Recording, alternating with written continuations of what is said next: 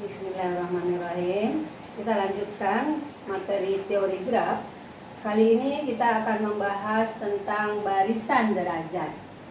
Pada pertemuan sebelumnya kita sudah membahas derajat titik. Hari ini kita akan lanjutkan dengan barisan derajat.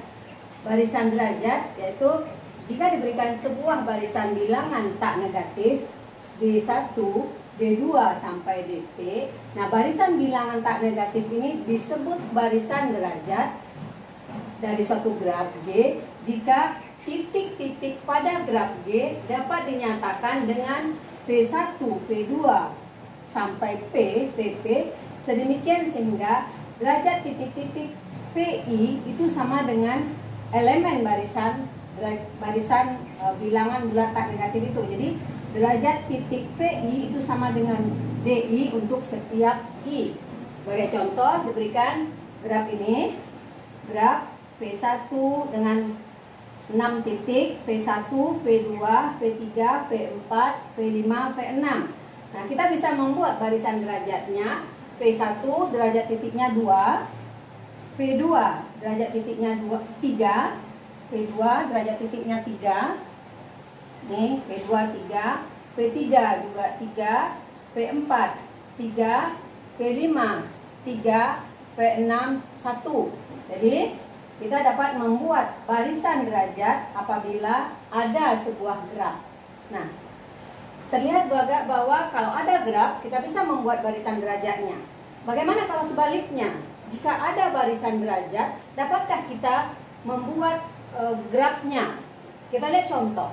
Misalkan diberikan barisan derajat AN, misalnya ya ini ya, barisan derajat barisan bilangan bulat tak negatif AN yaitu 1, 3, 2, 2, 4. Dia ada 5 elemen AN, 1, 3, 2, 2, 4. Berarti kalau kita lambangkan barisan ini dengan D, berarti ada D1, D2, D3, D4, D5. Kita andaikan D1 itu adalah derajat dari dV1, D2 adalah derajat dari dV2, D3 adalah derajat dari dV3, D4 adalah derajat dari V4, D5 adalah derajat dari titik V5, yaitu elemen dari barisan yang diberikan ini. Dapatkah kita membuat grafnya? Kita lihat bahwa V1 tadi 1, ini dia V1, kita buat titik-titiknya V1, V2, V3, V4, V4, V5. Maka kita bisa membuat V1 derajatnya 1 derajatnya, V2 derajatnya 3, 1, 2, 3, V3 derajatnya 2, V3, V4 derajatnya 2, V5 derajatnya 4. Maka kita tidak bisa menambah yang lain, maka di V5 itu ada loop. Kemarin sudah disampaikan bahwa loop itu derajatnya dihitung 2. Loop derajatnya dihitung 2. Nah, yang kedua, jika diberikan barisan bilangan bulat positif BN misalnya, yang elemennya 3, 3, 1, 2, 2, 4. Nah, coba Anda periksa apakah barisan bilangan BN ini merupakan barisan derajat.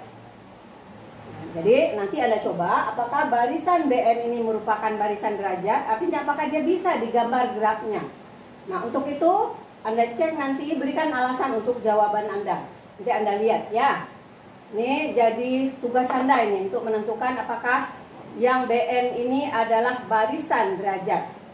Barisan derajat dari suatu bilangan, dari suatu graf sederhana disebut grafik. Graf sederhana itu adalah graf yang tidak memuat loop, seperti contoh 1 ini.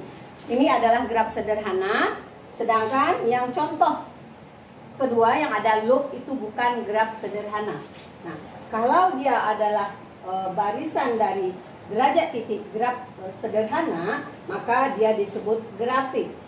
Untuk menentukan apakah sebuah barisan derajat itu grafik, artinya apakah barisan derajat itu merupakan barisan derajat dari sebuah graf, maka kita bisa menggunakan algoritma ini. Algoritma ini input, biasanya algoritma ada input, ada beberapa step sehingga nanti ada outputnya, hasilnya. Nah, Oke, kita lihat algoritma untuk mendapatkan suatu bilangan bulat itu grafik atau tidak. Jadi maksudnya untuk memeriksa suatu bilangan bulat itu grafik atau tidak. Input sebuah barisan P besar sama 1 bilangan bulat tak negatif. Artinya sebanyak P bilangan yang ada dalam barisan itu. Langkah pertama untuk algoritma ini, jika bilangan bulat dalam barisan melebihi dari banyaknya bilangan yang ada di dalam itu, maka lebih besar dari P kurang 1, maka barisan itu bukan grafik. Jika tidak, kita lanjut ke step 2. Step 2 yaitu jika semua bilangan bulat dalam barisan adalah 0, maka dia grafik. Jika tidak, jika barisan itu memuat bilangan negatif, berarti dia bukan grafik. Jika tidak, kita lanjut ke step 3. Nah, di step 3, kita urutkan bilangan-bilangan yang ada di dalam barisan itu menjadi barisan tak naik. Barisan tak naik artinya dia tidak turun. Dia tak naik, tapi dia turun, tetapi bisa jadi elemen yang pertama dengan yang kedua itu sama, barisan tak naik. Step keempat, hapus bilangan pertama setelah kita menyusun barisan itu menjadi barisan tak naik. Hapus bilangan pertama dari barisan, misalnya bilangan n. Nah, selanjutnya kurangi 1 dari n bilangan berikutnya dalam barisan, lalu kembali ke step 2. Nah, itu algoritma untuk menentukan suatu barisan bilangan bulat tak negatif merupakan grafik atau bukan dari suatu graf. Kita lihat contohnya. Misalkan diketahui barisan S yang elemennya adalah 3, 5, 3, 1, 1, 0, 2, 3, 2, 1, 2, 0, 3. Ini elemen barisannya. Nah, pertanyaan adalah periksa apakah barisan S itu grafik atau tidak. Nah, kita jawab menggunakan algoritma tadi. Langkah pertama, kita lihat bahwa P-nya adalah 13. Anggota S ini ada 13 bilangan. 1, 2, 3, 4, 5, 6. Kalau kita hitung ada 13 bilangan. Nah, pada barisan S ini tidak ada elemen S yang lebih besar atau sama dengan 13 kurang 1. Karena elemen paling besar di sini 5.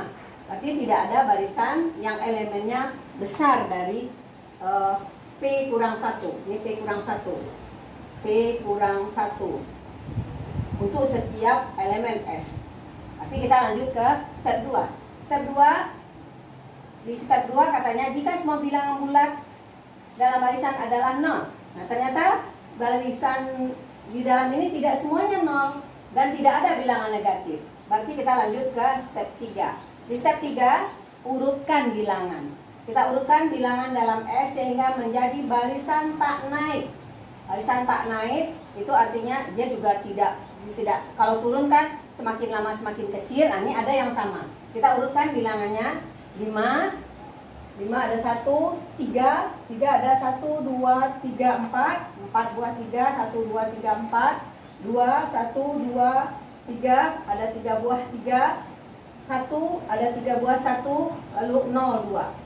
Lalu kita terus ke step 4. Ini step 4. Ini step 4 lagi. Step 4 setelah kita urutkan, hapus bilangan pertama. Bilangan pertama adalah 5. Kita hapus 5. Ini kita hapus 5. Kita masuk ke berikutnya. Kita hapus 5, lalu kurangi 5 buah bilangan berikutnya. Berarti ini kurang 1, 1, 1, 1, 1. Berarti ada 1, 2, 3, 4, 5 sampai angka 2 ini. Maka dikurangi 3, dikurangi 1 sehingga hasilnya 2, 2, 2, 1. Nah, lalu kita urutkan kembali. Ini S1 kita urutkan kembali menjadi barisan bilangan tak naik. Kita peroleh 2, 2 seperti ini. Lalu kan dia masih belum menghasilkan 0. Belum menghasilkan 0, hapus bilangan pertama, hapus lagi 2 di sini, lalu kurangi 2 buah bilangan setelahnya 1, 1, tinggal 3, 2. Lalu urutkan lagi, begitu seterusnya sampai akhirnya kita dapatkan S7. Semuanya sudah 0. Ketika semuanya sudah 0, nah, berarti di step 2, di step 2 kalau dia 0 berarti dia adalah grafik. S7 adalah grafik, berarti S adalah grafik. Karena S7 sudah 0 semua, berarti S grafik. Demikian untuk menunjukkan sebuah barisan bilangan bulat itu grafik atau tidak. Nah, untuk Anda coba, ini ada barisan S. Untuk yang kedua, S di mana bilangannya adalah 7 3 3 3 5 2 2 0 0 1 1 2 3 2 4. Periksa apakah dia grafik atau bukan dengan menggunakan algoritma ini. Silakan Anda coba, berikan alasan untuk setiap langkah yang Anda gunakan. Baiklah, kita lanjutkan dengan jenis-jenis graf. Ada beberapa jenis graf yang kita bicarakan di sini. Yang pertama itu graf sederhana. Tadi sudah ada di contoh graf sederhana. Sekarang kita lihat graf sederhana itu apa? Graf sederhana yaitu graf yang tidak memuat sisi rangkap dan tidak memuat loop. Sisi rangkap di mana dua buah titik dihubungkan oleh lebih dari satu sisi.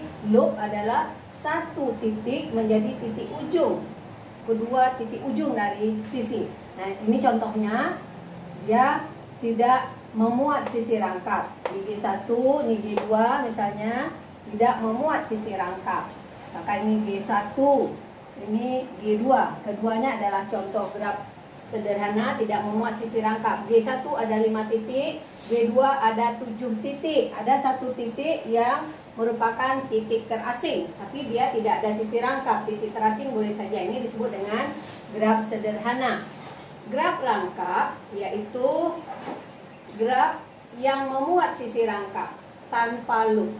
Graf yang memuat sisi rangkap tanpa loop. Ini adalah graf sederhana, tidak ada loop. Ini maksud saya ini adalah graf rangkap, ada sisi rangkap. Nih, sisi rangkapnya V1, V2 dengan V5, yang ini V2 dengan V4. Ini adalah graf rangkap. Lalu pseudograf. Pseudograf adalah graf yang memuat kedua syarat ini. Ada loop, ada sisi rangkap. Ini di sini tidak ada loop dan tidak ada sisi rangkap. Di sini ada sisi rangkap saja. Di sini ada keduanya. Ada loop dan ada sisi rangkap. Nah, dilihat di sini. Ini sisi rangkapnya antara V1 dan V2. Ini sisi rangkapnya V1, V2 dan loopnya rangkap. Maka ini disebut graf pseudograf. Berikutnya, jenis berikutnya adalah graf kosong. Graf kosong adalah graf yang tidak memuat sisi. Tidak ada sisi di graf itu, maka dia disebut graf kosong. Biasa dilambangkan dengan NN. N besar, null graf. Graf kosong itu disebut juga null graf. Ini null graf karena dia ada 5 titik. Ini dilambangkan dengan N5. Ini adalah N5, graf kosong dengan 5 titik. Berikutnya graf lengkap.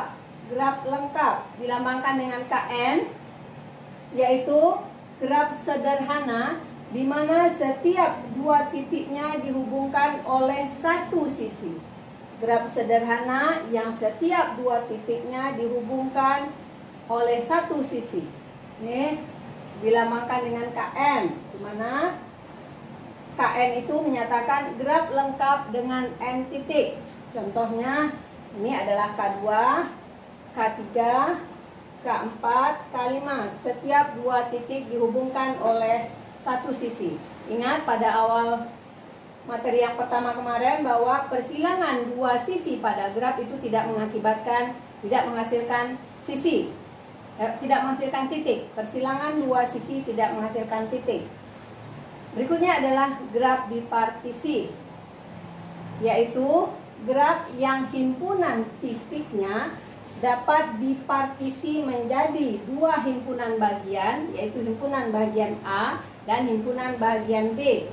Sedemikian sehingga titik pada himpunan A hanya dihubungkan dengan titik pada himpunan B. Dengan kata lain, titik pada partisi A hanya dihubungkan dengan titik pada partisi B. Kita lihat contoh, misalkan grafnya ini. Graf yang terdiri dari 8 titik dan sisi-sisi yang seperti yang ada pada gambar. Maka kita bisa mempartisi himpunan titiknya V1 sampai V8 menjadi partisi A, yaitu V1, V3, V5, V7.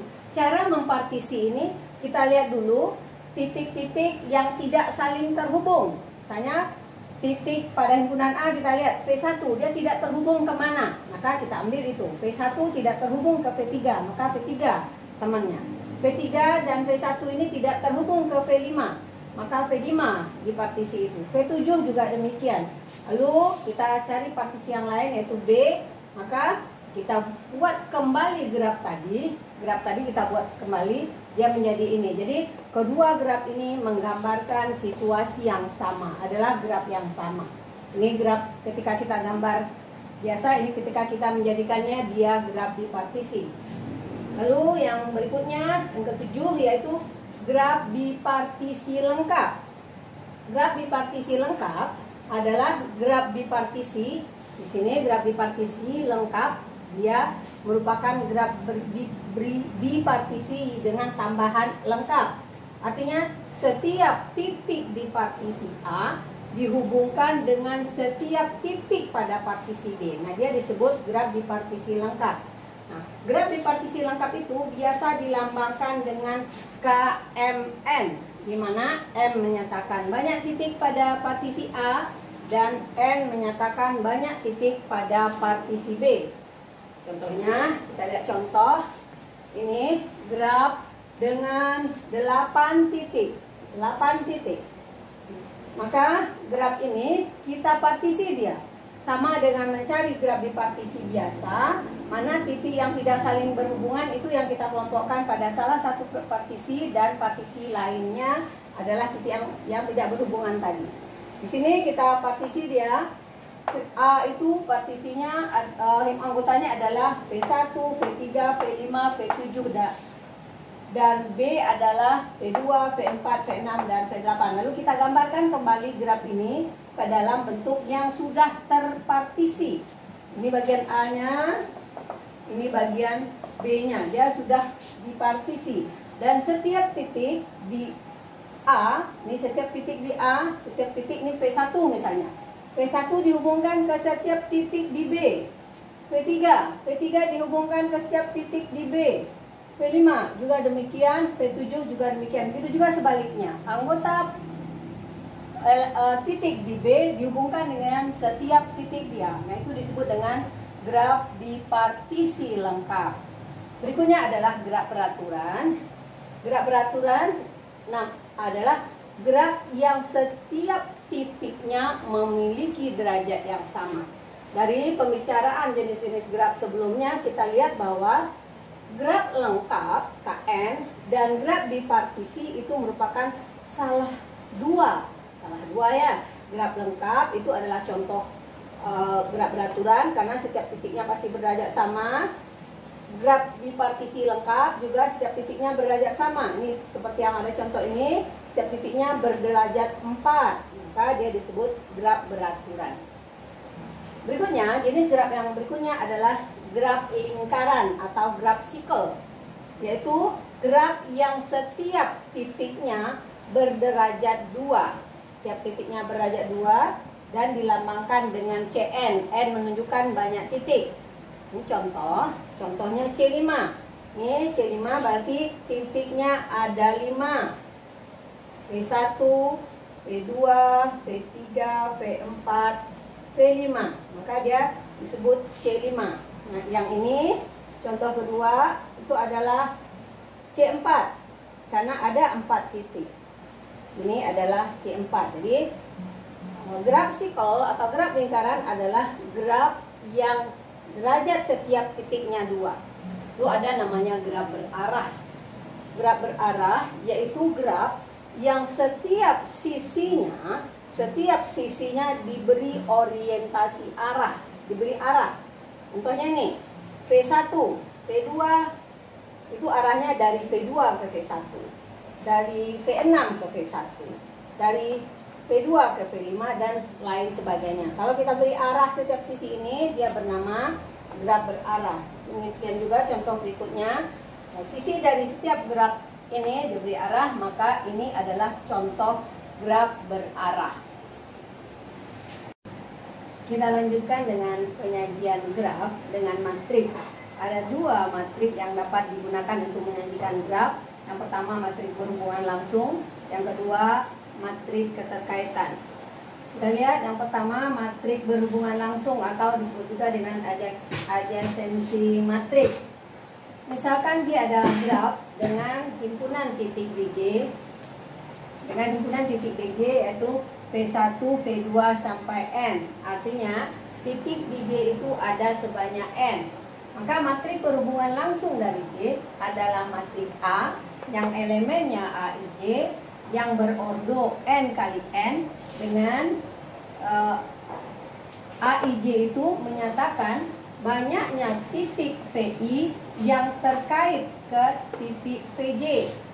Saya ulangi, A, I, J adalah menyatakan banyaknya titik VI yang terkait atau yang berhubungan dengan titik VJ. Contohnya, misalkan ada graf G1. Graf G1 dengan 5 titik. Dengan 5 titik, V1, V2, V3, V4, V5. Maka graf berhubungan langsungnya adalah graf berordo N kali N. Karena 5 berarti 5 kali 5. Ini V1 sampai V5, V1 sampai V5. Elemennya adalah V1 ke V1. Apakah ada sisi dari V1 ke V1? Tidak ada, maka 0. Apakah ada V1 ke V2? Ada 1. V1 ke V3? Tidak ada. V1 ke V4? Tidak ada. V1 ke V5? Ada 1. Begitu seterusnya, sehingga kita peroleh matrik berhubungan langsung dari graf ini seperti ini. Jadi elemen dari matrik ini adalah banyaknya sisi yang terkait dari titik pada ordo ini, dari V1 ke V1, V2 ke V1 ke V2, V1 V3 dan seterusnya. Nah, sehingga kita dapatkan matrik ini. Contoh kedua, ini adalah graf sederhana, ini adalah graf tidak sederhana. Bagaimana kalau graf tidak sederhana? Kita lihat. Di sini V1 ke V1. Ada satu sisi yang mengaitkan V1 ke V1. Maka elemen matriknya adalah 1. V1 ke V2. Ada satu sisi yang mengaitkan V1 ke V2. V1 ke V3. Tidak ada. No. V1 ke V4 juga tidak ada.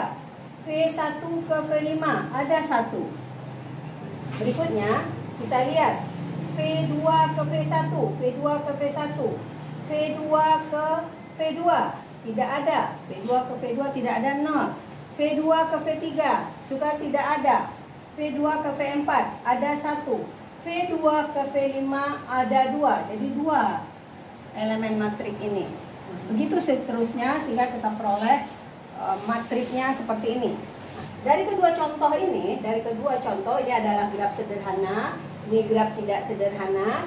Dari dua contoh, coba Anda perhatikan apa yang Anda lihat. Kemudian buat penjelasan dari apa yang Anda cermati, buat penjelasan terkait elemen matriknya, bagaimana elemen matriknya, ini elemen matriknya bagaimana, ini elemen matriknya bagaimana. Lihat komponen utama di matrik ini apa elemennya, kemudian apa makna dari semuanya. Misalnya untuk baris pertama jumlah elemennya bagaimana, untuk setiap kolom jumlah elemennya bagaimana, apa kaitannya dengan derajat titik, apakah ada. Buat penjelasan untuk itu semua. Nanti Anda buat ringkasan untuk topik ini, Anda buat ringkasan dan jawab pertanyaan-pertanyaan ini.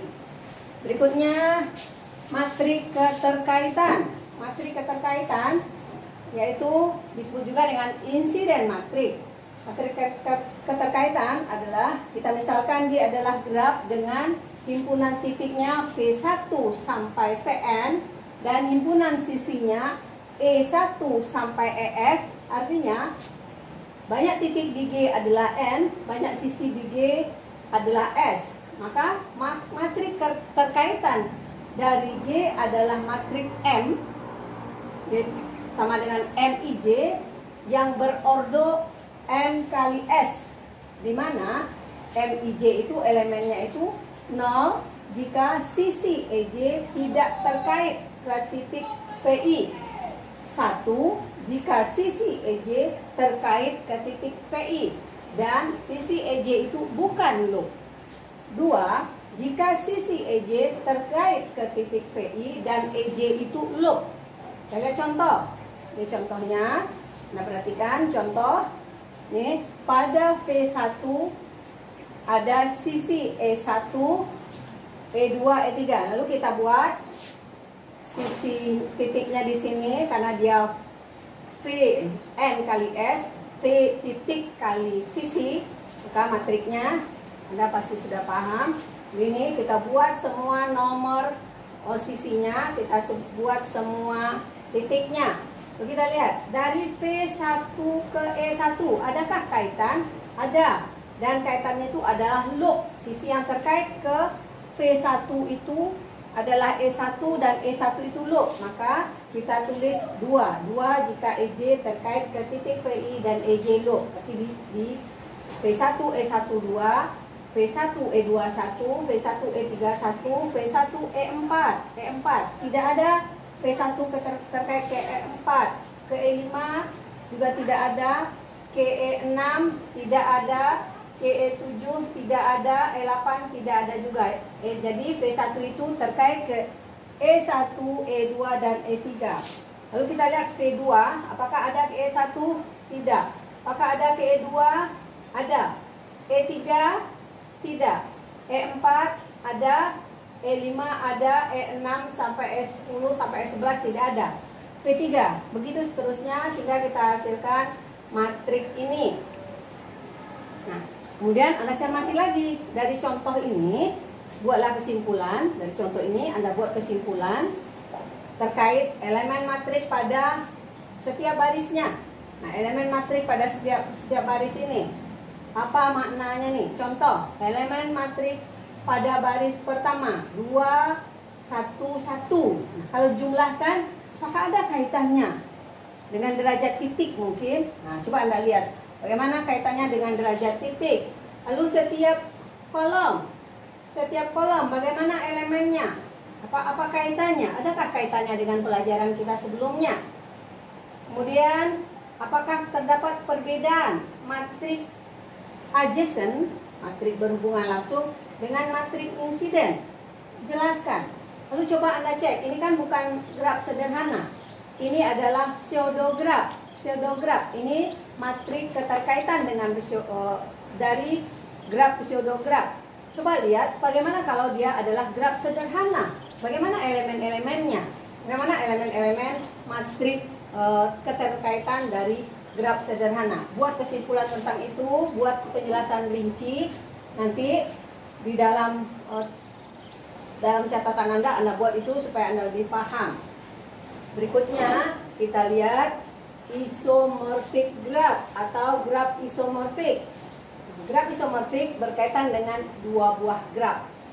Misalkan G1 dan G2 adalah graf. Graf G1 dan G2 disebut graf isomorphic jika dipenuhi dua ketentuan ini.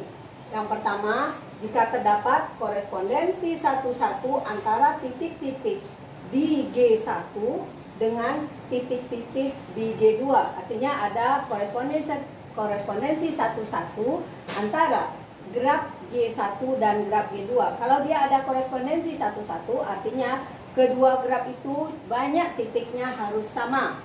Yang kedua, banyaknya sisi yang menghubungkan dua titik U dan V di G1 itu sama dengan banyaknya sisi yang menghubungkan dua titik di G2 yang berkorespondensi dengan titik U dan V tadi. Ada contoh, misalkan ada 3 buah graf ini, G1, G2, G3. G1 titik-titiknya adalah U, V, W, X, Y, Z. G2 titiknya adalah LP, RM, NQ. G3 A, B, C, D, E, F. Ketiga graf ini mempunyai jumlah titik yang sama. Jadi kondisi pertama terpenuhi, jumlah sisi yang sama. Lalu kita periksa apakah dia juga memenuhi syarat yang kedua, bahwa banyaknya sisi yang menghubungkan dua titik U dan V di G itu sama dengan banyaknya yang menghubungkan dua titik di sisi yang lainnya yang berkorespondensi. Kita lihat titik UVW di G1. UVW berhubungan dengan XYZ. Kita lihat nanti dia korespondensinya apa ini. Di G2 kita lihat L, M, N. L berhubungan dengan P, Q, dan R. PQR. M juga dengan PQR. N juga dengan PQR. Maka kita bisa membuat korespondensinya U dengan L, V dengan M, W dengan N, X dengan P, Y dengan Q, Z dengan R. Sehingga ada korespondensi satu-satu antara titik-titik di G1 dengan titik-titik di G2. Maka G1 dan G2 adalah isomorfik. Kita periksa G3. G3 titiknya adalah A, B, C, D, E, F. Kita lihat E. E berkorespondensi dengan A, dengan F, dan D. E, A, F, D. Lalu B. B tidak berkorespondensi dengan E, makanya kita ambil. B dengan A, dengan C, dengan D. F dengan E, dengan C, dan D. Ternyata yang di sebelah kanan ini dan di sebelah kanan ini tidak seragam. Sehingga kita tidak bisa membuat korespondensi antara titik-titik di G1 atau G2 dengan G3. Artinya G1 tidak isomorfik dengan G3. Begitu juga G2 tidak isomorfik dengan G3. Jadi untuk memeriksa isomorfik itu kita lihat apakah kita bisa membuat pasangan sehingga keduanya seragam. Kita lanjutkan. Ini graf identik. Dua buah graf G1 dan G2 disebut graf identik yang dilambangkan dengan G1 sama dengan G2 jika titik-titik di G1 sama dengan titik-titik di G2 dan sisi di G1 sama dengan sisi di G2. Dua graf yang isomorfik, tadi kita sudah bicara tentang graf isomorfik. Dua graf yang isomorfik belum tentu identik. Berikutnya adalah komplement graf. Kita misalkan G adalah graf sederhana, maka komplement graf G ditulis dengan G dengan strip di atas atau G dengan pangkat C, G komplement adalah graf sederhana di mana titik-titik VG sama dengan titik-titik di G komplement. Dan dua titik U dan V di G komplement berhubungan atau terhubung jika dan hanya jika titik U dan V tidak berhubungan langsung di G. Jadi saya ulangi, dua titik U dan V di G komplement terhubung jika dan hanya jika U dan V tidak terhubung langsung di G. Contohnya, misalkan ada graf G dengan 6 titik, V1 dan V2 terhubung, V1 dan V6 terhubung, V1 dan V5 terhubung, V2 dan V5 terhubung, V3, V6, V3, V4, V4, V5. Ini di G terhubung. Kita lihat di G komplement. Berarti V1 tidak terhubung ke V3 dan V4. Maka di G komplement V1 terhubung ke V3 dan V4. V2 di sini dia terhubung ke V5 dan V1. Berarti dia tidak terhubung ke V3, tidak terhubung ke V6 dan tidak terhubung ke V4. Maka di G komplement dia terhubung. Begitu juga titik-titik yang lainnya. Anda periksa titik-titik yang lainnya dari gambar ini, lalu Anda buat penjelasannya. Kemudian berikutnya adalah graf bahagian. Graf bahagian. Misalkan G dan H adalah dua buah graf. Graf H disebut graf bahagian dari graf G apabila titik-titik di H merupakan bahagian dari titik-titik di G dan sisi di H merupakan bahagian dari sisi di G. Apabila titik DH sama dengan titik di G, maka graf H disebut subgraf bahagian rentang dari graf G. Kita lihat contoh, misalkan ini adalah graf G-nya, di mana titiknya V1 sampai V7 dan sisi-sisi yang terhubung V1 dengan V2, V1, V2, V2, V4, V1, V6, V1, V7 dan lainnya. Anda lihat ini. Lalu kita lihat graf H1. Graf H1 V1 titiknya V3, V4, V5, V6, V7. Di sini tidak ada G V2 dan V3. Tetapi V1, V3, V4, V5 dan V7 ini adalah bahagian dari titik-titik di G, V1 sampai V7. Lalu kita lihat titik V1, V7 di H. Juga ada di G, V1, V7. V1, V6 di H. Juga ada di G. V7, V3 ada di G. V4, V5 ada di G. V5, V6 ada di G. Sehingga H1 disebut dengan graf bahagian dari G. Lalu kita lihat H2. H2 V1, V2, V3, V4, V5, V6, V7. Titik-titiknya ada semua. Tetapi coba kita lihat di H2 ada V1, V5. Sementara di G tidak ada V1, V5. Begitu juga di H2 ada V7, V5. Sementara di G tidak ada V7 dan V5. Maka H2 bukan graf bahagian dari G. Selanjutnya kita lihat H3. H3 titiknya sama dengan G. V1, V2, V3, V4, V5, V6, V7. Dan sisi-sisi di H2, di H3, kita lihat bahwa V1, V2 ada di G, V1, V7 ada di G, V7, V6 ada di G, V7, V3 ada di G, V3, V5 juga ada, V5, V6 juga ada, V2, V4, V2, V4 juga ada. Karena titik-titik di H3 sama dengan titik-titik di G dan H3 adalah graf bahagian dari G, maka H3 disebut graf bagian rentang dari G. Nah, dengan demikian kita sudah menyelesaikan beberapa topik. Selanjutnya Anda jawab permasalahan-permasalahan yang masih jadi pertanyaan dalam penyajian kali ini. Anda buat ringkasannya, kemudian Anda buat pertanyaannya, dan cari contoh-contoh lain yang terkait di sumber-sumber yang lain. Selamat belajar, mudah-mudahan ada manfaat.